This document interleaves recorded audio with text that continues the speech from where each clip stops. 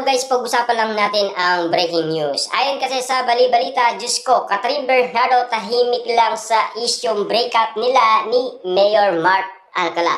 Hanggang ngayon kasi wala pang pag-amin galing umano kay Catherine Bernardo dahil sa mga kumakalat na isyong iwalayan nilang dalawa ni Mayor Mark Alcala.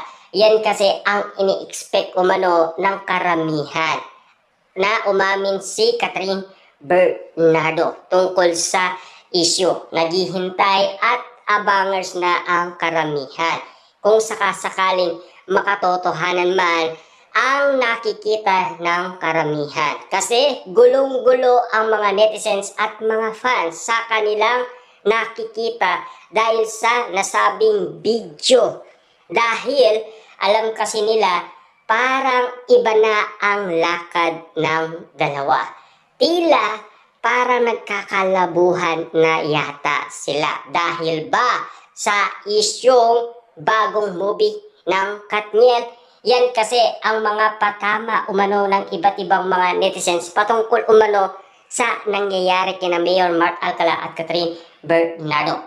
Samantalang si Ogie Diaz ay nag-react pa sa nasabing isyong iwalayan Mayor Mark Alcala at Catherine Bernardo. Ayon kasi sa kanyang balita, hindi daw makatotohanan ang bali-balitang nagkaiwalay sina Mayor Mark Alcala at Catherine Bernardo. Diba si Mayor Mark Alcala pakakawalan niya ang isang Catherine Bernardo na pinagkakaguluhan ng ibang aktor? Una, Jericho Rosales, nadamay umano sa kanyang pangalan, di ba? Donnie Pangilinan, Piolo Pascual, Alden Richard, David, lalong-lalo na Kenneth Daniel Padilla at Alden Richard. Sa dami nga naman kasing mga aktor na in love kay Catherine Bernardo, pakakawalan pa ng isang mayor ang isang Catherine Bernardo. Kaya nga naman kasi kaduda-duda na lang ang ganitong sitwasyon na tila tahimik pa rin si Catherine Bernardo, lalo-lalo na si Mayor Mark Alcala. Kaya nga naman kasi nag-iisip na ang karamihan na baka katotohanan ang mga kumakalat na isyong iwalayan kung bakit nagkakalabuhan si Mayor Mark Alcala at Catherine Bernardo.